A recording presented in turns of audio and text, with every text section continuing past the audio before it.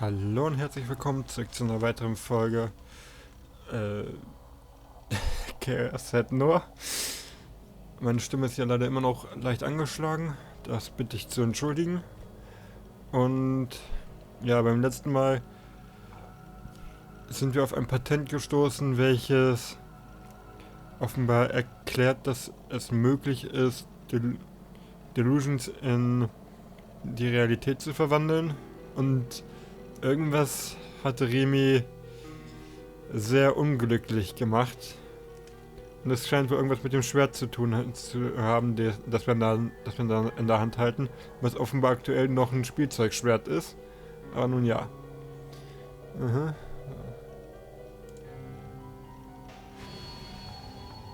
An unpleasant memory flashed through my mind. Remy was on my side. She was supposed to be. However, I still didn't solve the mystery surrounding her. Did Remy know something about these swords? With a gulp, I nervously called out to her. Her gaze still fixated on me. Remy opened her mouth. Her voice was stifled and devoid of any and all emotions. Remy was my ally, wasn't she? She wouldn't betray me like you did, would she? If even Remy betrayed me, I would...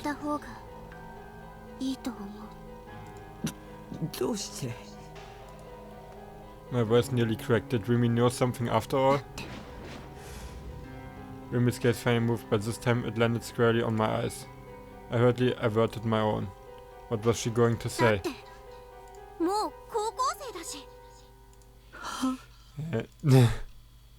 Remy suddenly broke into a grin, a very mischievous grin. The abrupt change in the manner left me speechless.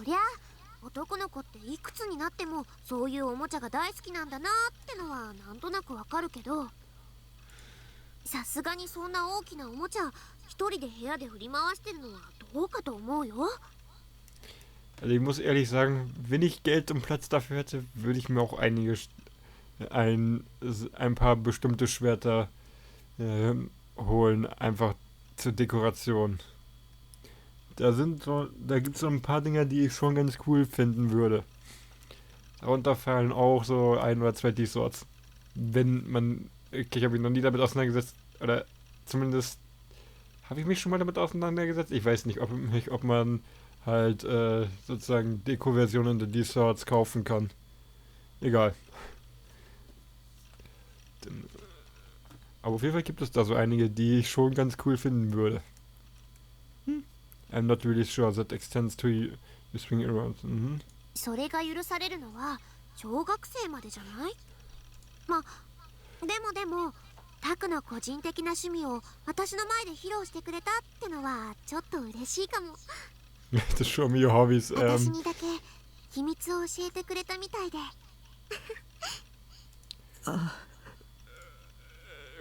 What the hell, man? I'd gotten scared for no reason. そもそもそれどこで買ってきたの？高かったんじゃない？ 1万円渋谷の雑貨屋で。へえ、1万円か。安いのか高いのかわからないけどでもそんな大きなおもちゃが普通に売ってるんだね。私そんな大きなのを直接見たのって初めて。その雑貨屋さんに売ってるっていうのは誰かに教えてもらったの？ She really wasn't gonna let it go. Was she interested in these kinds of swords or something? Mary was actually a total Chunibyo in disguise. So the one who would be making fun of me for having a sword actually wanted one herself. Tsundere much. Fuhi laughed my ass off. 自分で調べた。ネットか。すごいな。何でも情報が手に入るんだね。私は全然ダメ。パソコンなんてろくに使えないよ。で、その剣って流行ってるの？なんで？タクはどうしてそれを買おうと思ったのかなって。Maybe I should just tell her the truth. If she was going to stay by my side moving forward, maybe she would end up helping me search for a real D-sword in the future. If that was the case, it might be better to just tell her everything now and get it out of the way. これは偽物だけど本物があるんだ。本物？ Remy tilted her head puzzled. 本物を持ってる人を僕知ってるんだ。2人いる。同じ学校の女子。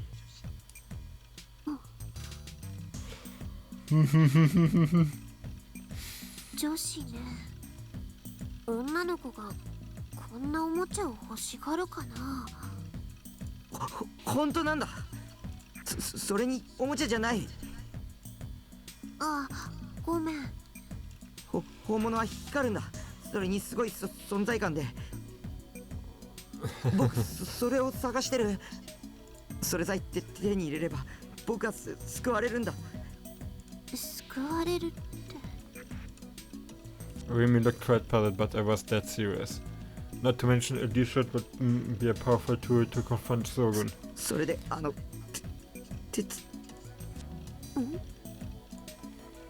I wanted to say that I needed help to find it. However, when I thought about what I could even do if she said no, I grew too scared and anxious to say anything. I dropped the fake set on the spot and sat down on the sofa. With a sigh, I closed my eyes. Would Remy offer me her help in order to find it? If she did everything would turn out okay. But I knew how unrealistic it was to expect her to go that far. Up until now, Remy had always come dashing to my rescue whenever I was in a tough spot, almost like she could read my mind. In that case, then maybe とにかく、もし本物があったとしても、それこそ買ったりしちゃダメだよ。今タクが持ってるのはおもちゃだからいいけど、本物ってことは銃刀法違反になっちゃうんだから。My hopes were crushed instantly. Oof, what an insane disappointment. Then again, Remy's reaction made sense from the POV of an average personal view of an average person. As in any point of view of an average person. These past few weeks, I had encountered so many inexplicable things. I was nearly at the point where I was ready to believe everything that Senna and Ayase had said. Maybe Ayase was right. I had to find a D-sword entirely on my そ own. れでタク、 I felt Remy sit down next to me. その本物の剣を持ってる女子って誰かな。 Yandere-Modus aktiviert oder was? Her voice came from very close by. She was right next to me. It was just the two of us in an enclosed, dimly lit room, and we were sitting right next to each other. Emergency. Everyone better stations. Emergency. タクに女子の知り合いが私以外にいたなんてちょっとびっくり。もしかして彼女？ So that was where she was going with this. Could it be Remy was trying to seduce me? The only possible conversation that could result from this topic was one centered on romance. After I told her the truth, she would give me her confession, and then the mood would start getting really hot and heavy, and then... oh god, I couldn't do this. I wasn't even remotely prepared for this. Oh, we got it. I opened my eyes and frantically shook my head. Both Ayase and Senna were mysterious creatures, not to mention absolute mental cases. Shizuo didn't even begin to describe them. I would have mowed over them if they were 2D characters, but I would never mow over 3D shit. Especially with Senna. Talking to her just scared me. It wouldn't surprise me if violence was just part of her MO. I wanted to stay as far away from her as possible. そっか。ちょっと安心したかな。Oh, Remy ist einfach zu knuffig. Komm, nächste Delusion. Wenn schon, dann hauen wir den Spaß richtig rein. Flag triggered! Oder tripped war da, glaube ich. Oh shit. My whole body froze in place. She had clearly said that one on purpose, right? Was she subtly hitting on me right now? Judging from the flow of this conversation, there was a good chance Remy had me right where she wanted me. How should I answer? Should I just come out and say exactly what she wanted to hear? Yeah, surely nothing bad could come from that. But I wasn't sure I had the confidence to go out with a real girl. I was at a loss about what to do, so I opted to subtly examine Remy's expression.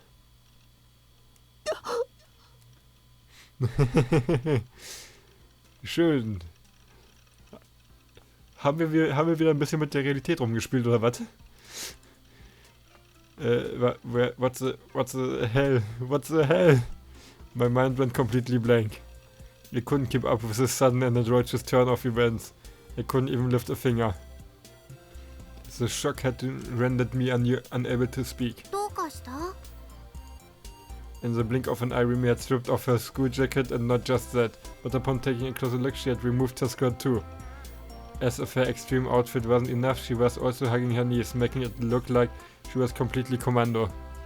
In other words, at this very moment, Remy, who was sitting right next to me with her head tilted and her eyes on me, was covering her underwear with nothing more than a mere shirt. The first thing that popped into my head was classic private tutor eroge, titled The Unrelenting Emily Sensei. The third chapter had a scene that went exactly like what I was experiencing right now. To think that something straight out of an eroge was actually happening to me in reality. What eroge was that from? Really? Reality? What the fuck? Was this a delusion, an illusion? Or was it legit? Ja, schön. Nochmal schön draufzoomen. Danke. Regardless of whether it was a delusion or not, there was no mistaking that Remy was dressed in an incredibly lewd outfit. Against my better judgment, my eyes aimed themselves toward her chest. The neck of her shirt went down to her breast, and thanks to the angle I was looking at her from, I could see what was underneath. A bright pink bra. You have surprisingly large breasts, Sakihata-san. Wait, stop, she will think you are a pervert if you ogle her like that. Don't look, stop looking. I lowered my gaze. Nicht besser dahin. Only to find myself looking at her hips. Holy fucking Jesus, she really wasn't wearing a skirt. I can see your panties, Sakihata-san. What a simple yet lovely pair. This should make some excellent fab material. Oh god. My Johnson was starting to make himself very known. Her body had been giving off a nice skin for a while now, and how should I put it? The texture of her skin combined with her amazing figure, it all put to shame. Was this the true power of the third dimension? She was hot as fuck. She seemed very capable of instantly obliterating the values I had held dear until now. Even though I had never been into 3D, nor had I ever planned to change that, even though I had only ever loved 2D characters. Right now Remy had enough destructive power to fucking obliterate those lofty values with a single strike. Her faint breaths sounded almost aroused. That delicately swaying lustrous hair,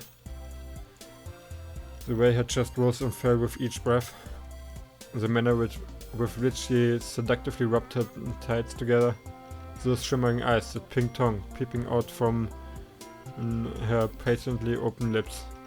It was getting hard to breathe. My mind was in complete other dimension. What was this feeling?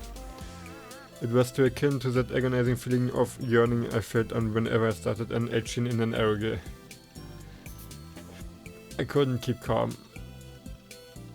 ねえ、タク。 Remy called my name in a sickly sweet voice. My eyes were now permanently glued to her body. It was the first time I had ever seen a physically mature girl up so close. Was Remy trying to seduce me? Did she like me? If so, I had to admit I wasn't a fan of how shamelessly she was going about it. I guess it was just that I preferred love to come from the subtle nurturing of the platonic affection, and once graduation arrived, the love would come to fruition throughout the bashful confession spoken under the oak of legends. Having mustered so much courage to say that to me, she would then cry tears of joy when I said yes, leading out to kiss, and then, while that was what I wanted, the current way things were going was far from platonic. 私、喉乾いてきちゃった。何か飲み物ある？ Unable to endure the horniness any longer, I eagerly rose to my feet. What did I have? Was there anything in the fridge?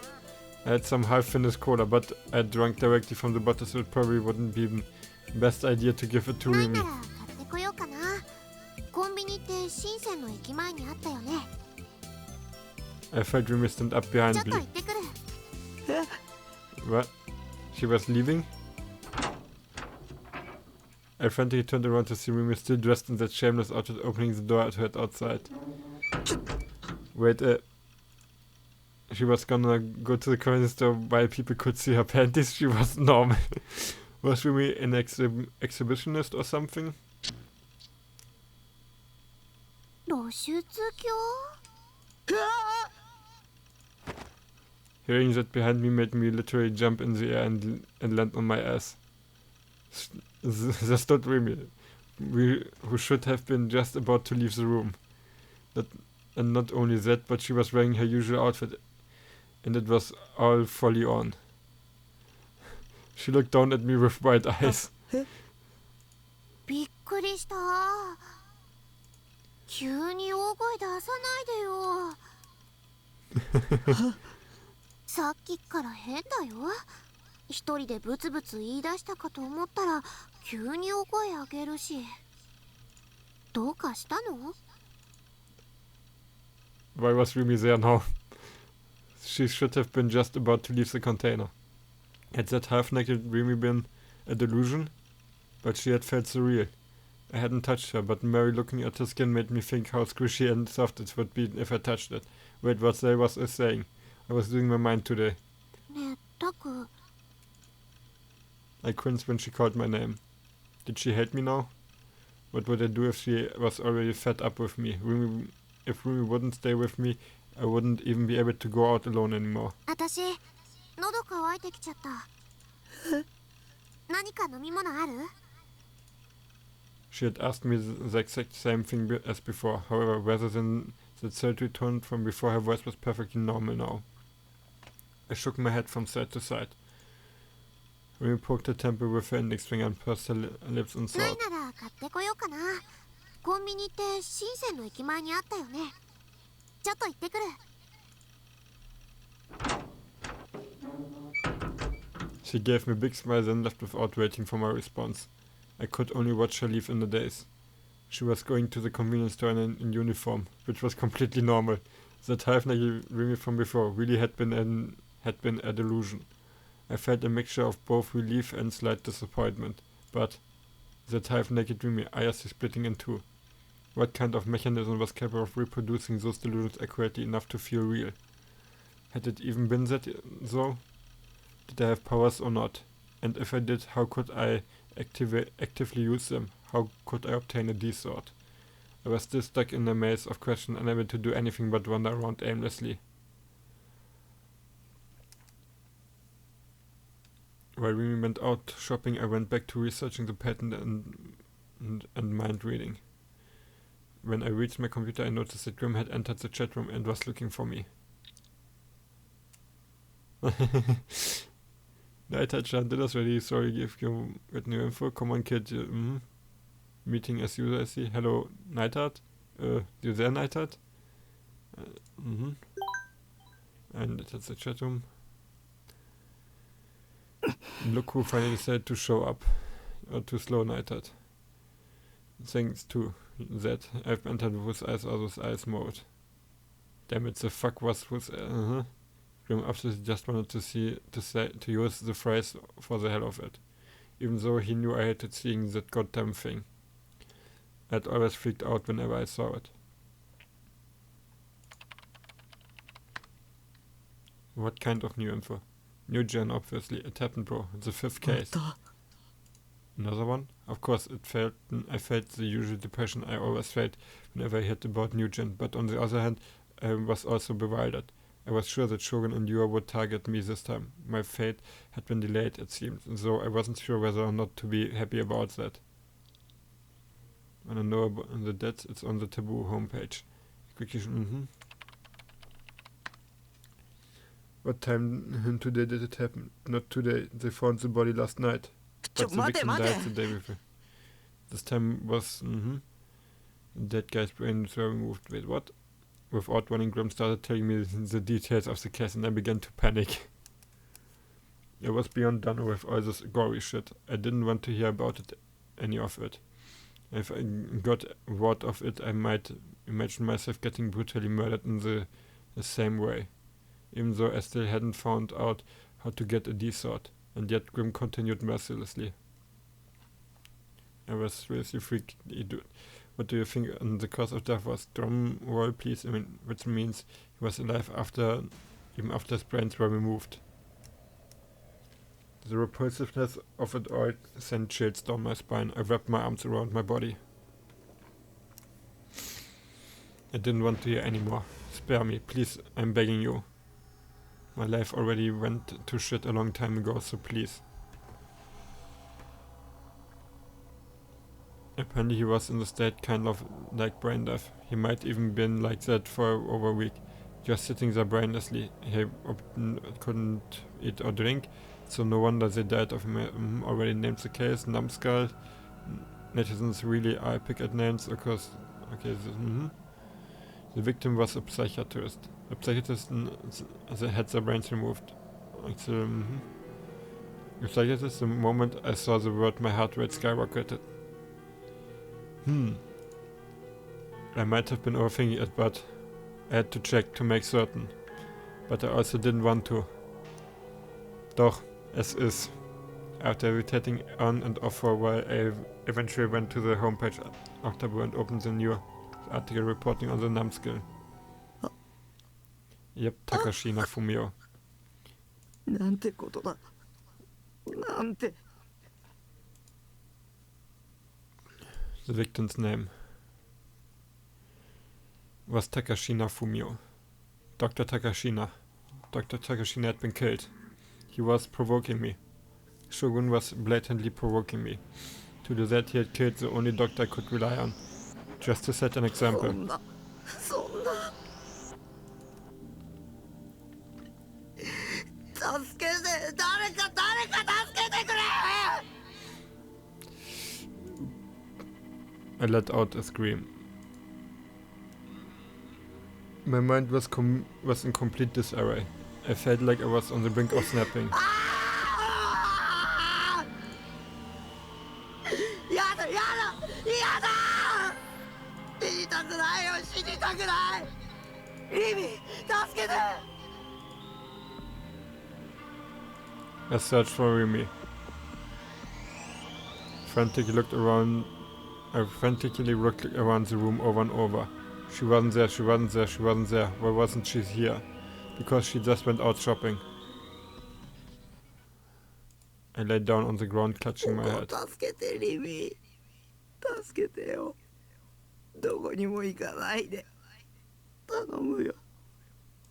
Oh. Someone responded to me. Shocked, I looked up to find Rimi standing right beside me, holding a convenience store bag. She had come back, thank goodness. Relieved, I held out my hand.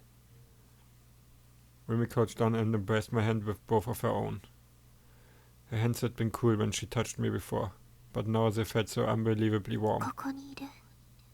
私はここにいるから。怯えないで。Using her finger, Rimi wiped my tears away with a gentle smile. How pathetic could I be? I wasn't a man at all. Showing her how terrified I was, crying and screaming all in front of a girl. And yet, even while knowing how pathetic I was, she had still said that she would stay by my side. Right now, this warmth I felt was the only thing keeping my mind from shattering. Until I got a dessert, I never wanted to let her go.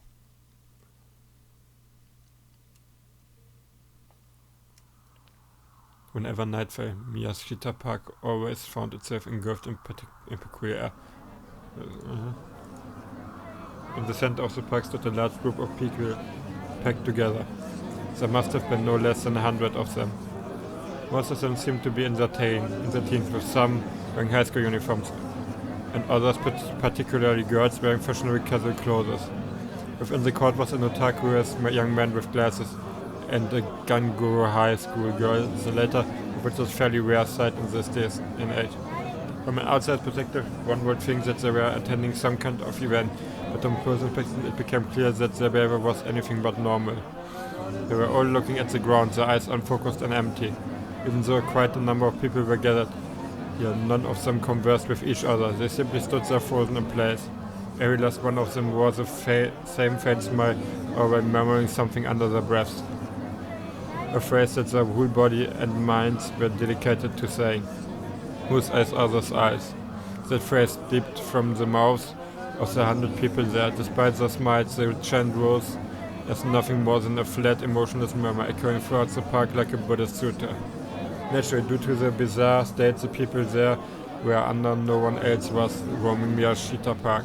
A female office worker on their way from home, work, and middle-aged woman walking her dog attempted to pass through, only to find themselves terrified by the strange sight and turning back the way they came. There was only a single man who was paying close attention to the peculiar group. At first glance it appeared that he too was part of the group, but in actuality he was staying alone, a few meters away from it. Considering his choice of clothing, the man would have blended in quite well in Akihabara. He wore a plaid shirt, deeply worn sneakers, mittens, a red bandana, and a large green rucksack. He was fairly corpulent, which made the buttons on his shirt appear as though they were about to come off. It was late into October, so while the air should have been quite cool, the man's forehead was covered in sweat and constant. Or against this, the man attempted to wipe it away with a towel, but to no avail. He looked around just as he seemingly unable to calm down, and yet from the way his shoulders moved, he almost appeared as if he was laughing. Ever since they had begun accompanying the sutra-like chants was a distinct mechanical sound, the origin of which was the man's rucksack. Another high schooler, this one wearing a blazer, entered the park. Instead of flinching at the sight of the peculiar group, she kept her eyes locked onto them as they steadily approached. The way she walked, her long black hair fluttering in the wind, gave off an aura of pure confidence and gallantry, and somewhat of a contrast to this, the girl carried a half-eaten popsicle in her hand. The group paid her no mind. They were completely absorbed in their own world, continuing to repeat the same phrase over and over again. Being ignored did not faze her either. She did not even raise an eyebrow. Then, as she was drawing closer to the group, she suddenly stopped. She nibbled at the popsicle while remaining thoroughly composed. As she chewed, the distinct sound of crunching escaped her mouth. Once she finished eating, the girl looked at the stick left behind by the tree, clicked her tongue and tossed it away at her feet.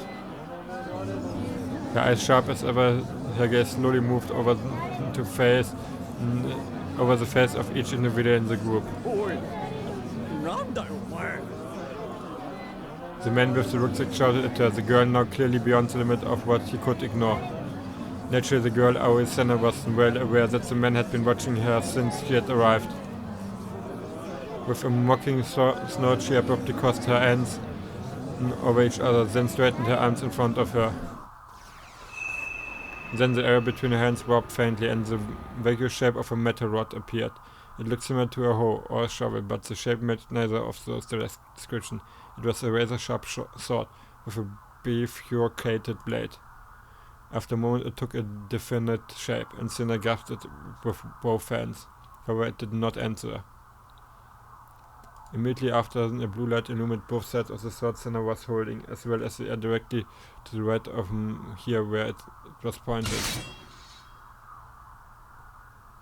Just as before, metal pieces appeared from that glowing blue space. As they took shape, they noisily fused with the long blade that had appeared before them. At last a ring formed, from which another long trail of light streaked far to the right. The bifurcated blade traced the trail's trajectory as it came into being. Though one might have originally thought it had to be a hoe or a shovel, it was now clear that it had transformed into a gigantic sword. Sharp yet elegant, translucent yet destructive, sinister yet beautiful. With an overwhelming sense of presence, the sword settled in Senna's hand. The man with the rucksack showed no reaction. He simply stared at Senna with a malicious look in his face.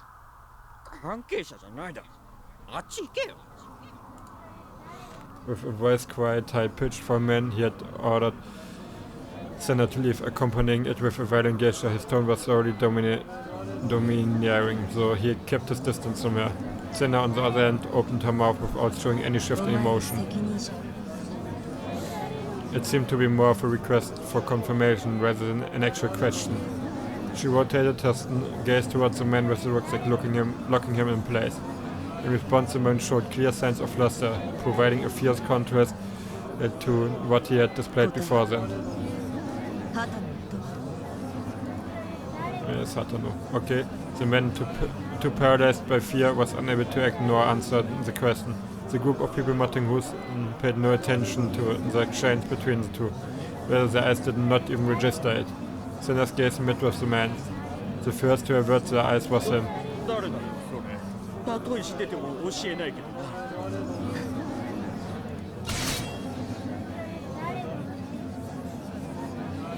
Remaining silent, Senna brandished the great sword she was holding in both hands in a Kasumi no Kame stance. She then slowly lowered her hips and then she cast her upper body forward. Oh.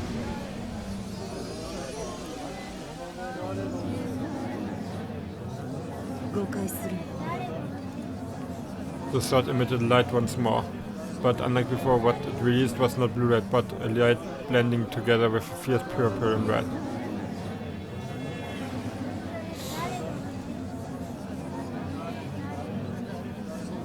Suddenly, a high-pitched screech resembling a woman screaming resounded. The atmosphere between her and the man was warped with anger, but not in the metaphorical manner. It was entirely physical. The very air itself vibrated, converging towards the sword Senna was holding. The red glow of the sword became inconceivably intense to the point of dazzlement. Senna took a small breath and gritted her teeth.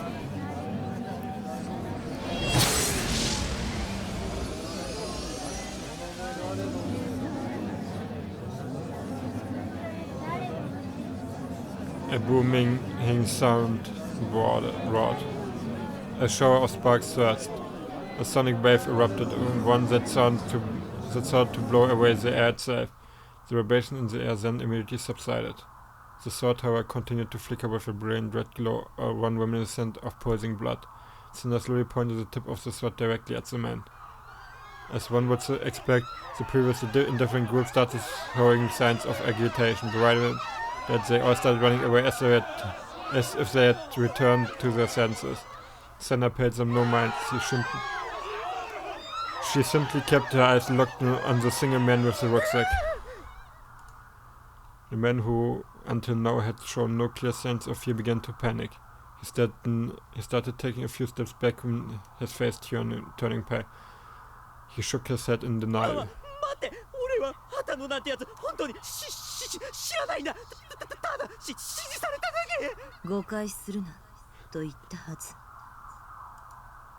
Senna did not even remotely entertain the man's supplications.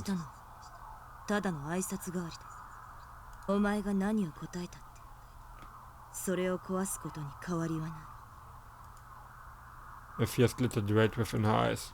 The man shrieked pitifully, turned on his heel and attempted to flee. However, the group, which had only just dispersed, was now running away in confusion. His escape route blocked. The man who had grown far beyond frantic stopped dead in his tracks. And at that very moment, Senna kicked off the ground and closed the gap between her and the man's back.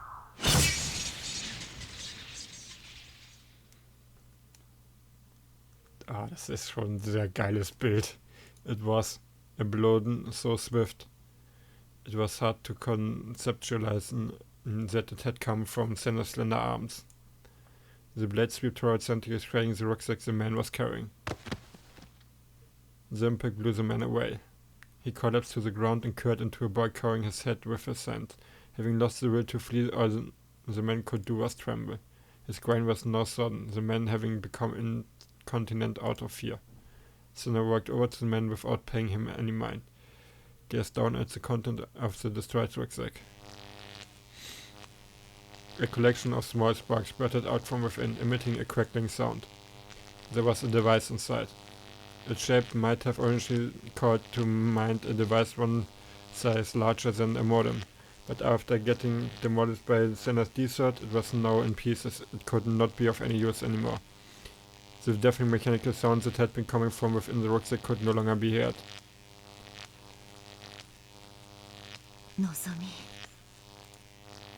Muttering to no one in particular, Senna's voice oozed with hatred.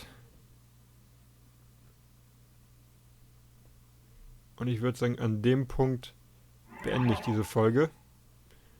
Vielen Dank fürs Zuschauen und bis zum nächsten Mal.